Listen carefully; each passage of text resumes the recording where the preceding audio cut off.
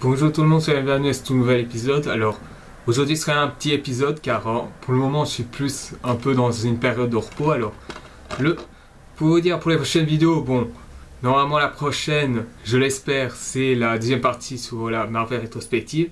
Et par la suite, pour le 1er janvier, je compte faire deux rétrospectives, plutôt deux vidéos spéciales, où c'est le top de l'année 2015 et aussi le top de l'année 2014, puisque j'en ai pas fait cette année-là.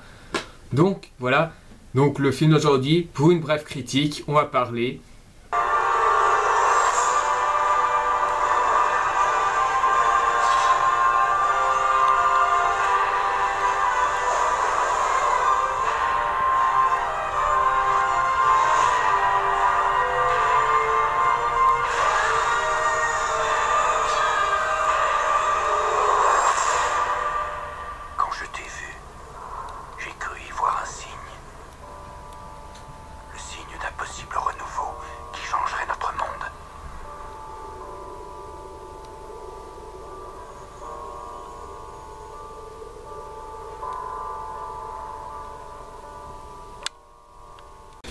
John Carter, sorti en 2012, réalisé par Andrew Stanton, le réalisateur du Monde de Nemo. Et je pense qu'il était, et si vous vous souvenez de mes anciennes vidéos, il était dans mon top 5 de l'année des meilleurs films de l'année 2012. Et il était en 4ème place, c'est un choix bien donné. Bon, au casting, il n'y a que des inconnus. Il y a Taylor Kitsch, Lynn Collins, Samantha Morton. Et il n'y en a que deux que je retiens, à savoir Willem Dafoe et Mark Strong. Donc, voilà, c'est un peu il n'y a que ces deux acteurs-là que j'ai pu retenir. Mais sinon, voilà. De quoi parle ce film? De quoi parle John Carter? Nous suivons John Carter, donc, qui, là, de la guerre civile qui ravage les États-Unis lors de la fin du 19e siècle, il va se retrouver plongé sans explication sur Mars, appelé Barsoom par les habitants, et c'est là qu'il va rencontrer un conflit entre les Tark et les habitants de la fameuse princesse de Mars. Et d'ici, John va vivre des aventures très palpitantes pour sauver Barsoom et pouvoir rentrer chez lui. Voilà, le scénario c'est ça, il n'y a pas vraiment grand chose à dire. Si ce n'est que le John Carter, le film, est la première adaptation du héros écrit par Edgar Rice Burroughs, qui est le créateur de Tarzan. Et c'est un petit truc que je dois quand même vous parler sur John Carter, parce que j'ai entendu beaucoup de mal autour de ce film, parce que, soi-disant, ce serait un plagiat de Star Wars. Je vous dis un truc. Vous vous souvenez, vous savez que les premiers Star Wars, c'était vers les années 70-80 que c'est arrivé. Vous voulez savoir quelle a été la première apparition de John Carter, du moins la publication du premier livre? Ça s'est passé en... Alors devinez maintenant qui est le plus vieux entre Star Wars et John Carter maintenant.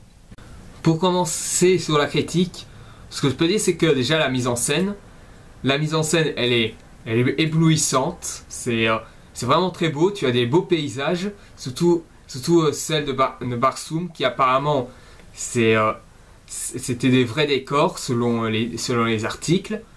Enfin, du moins les paysages d'ensemble. Quand il y a les Tarks et tout ça, c'est autre chose.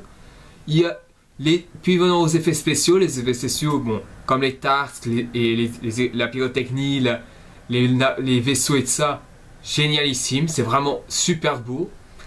Les Tarks sont utilisés. Là, on a utilisé la performance capture pour pouvoir créer ces créatures. Puis, nous avons les acteurs, tous aussi bons, rien à dire. Puis finalement, l'histoire qui est certes simple, mais qui se suit, et qui est une bonne chose. S'il fallait trouver un défaut, il y en a quelques-unes. Mais c'est pas non plus énorme pour pouvoir handicaper le film. Enfin, l'un des rares défauts qu'on pourrait donner au film, c'est comme par exemple le fait qu'on aurait pu par exemple s'intéresser un peu plus sur certaines créatures, dont les Tark, bien sûr. Les Tark, on voit bien ce qu'ils font, leur code, etc. Mais après, ça aurait été bien aussi, enfin je dis bien, ça aurait été bien, si on aurait pu essayer de donner un espèce de petit background sur les Tark, du pourquoi pourquoi par exemple, ils n'aiment pas ils aiment pas les habitants de Hellion ou de Zangoda.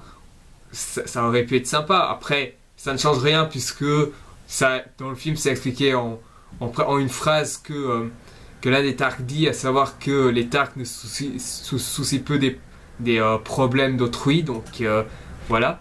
Ça dit que ce défaut, c'est plus un détail qu'autre chose. Et aussi, comme autre problème qu'on pourrait dire, serait que le film n'explique pas tout. Alors oui, c'est vrai qu'il n'explique pas tout, mais quand on y réfléchit, le film aurait dû être justement une saga, sachant que la licence de John Carter compte plus de 12 livres, et que ça aurait été une grande franchise si on aurait pu le faire.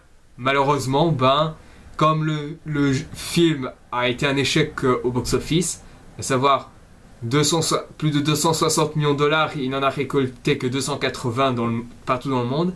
Ça rembourse le budget, mais c'est quand même un échec. Et depuis, Disney a abandonné les droits d'adaptation en 2014. Dommage. Moi, j'aurais bien voulu voir un John Carter dans Kingdom Hearts ou dans Disney Infinity s'il fallait. Parce que Lone Ranger, même s'il n'avait pas marché, il a aussi été dans Disney Infinity. Donc voilà. Sinon, voilà, je pense pas que c'est tous les défauts. Je pense pas qu'il y a d'autres défauts. Je pense que ce que j'ai dit là, c'est plus des défauts que certaines personnes pourraient dire.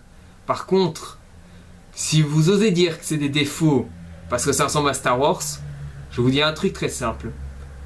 Sachant que John Carter est arrivé avant Star Wars, il a été l'une des premières inspirations pour George Lucas pour faire l'univers Star Wars, avec également le roman L'homme aux mille visages. Parce que oui, John Carter, c'était vraiment la première œuvre de science-fiction qui existe. Il y a eu, après, oui, il y a eu Frankenstein bien avant, mais c'est pas vraiment de la science-fiction, c'est plus du fantastique. Mais voilà, sinon, John Carter, je vois très mal qu'il soit un plagiat de Star Wars. Il s'en est même pas un, quoi. Je veux dire, il y a une princesse, tu as un mec dont à la base il n'en a rien à foutre mais qui devient un héros, tu as une mascotte, tu as un ou plusieurs alliés, tu as un méchant, un méchant qui est presque comme un empereur et l'autre presque comme une espèce Dark Vador. Mais quand on sait que en 2012 Disney avait également acheté les droits, acheté Lucasfilm, ça n'est pas choquant. Et sachant que John Carter étant le premier de science-fiction qui existe, c'est à peu près normal qu'on voit des similitudes avec Star Wars.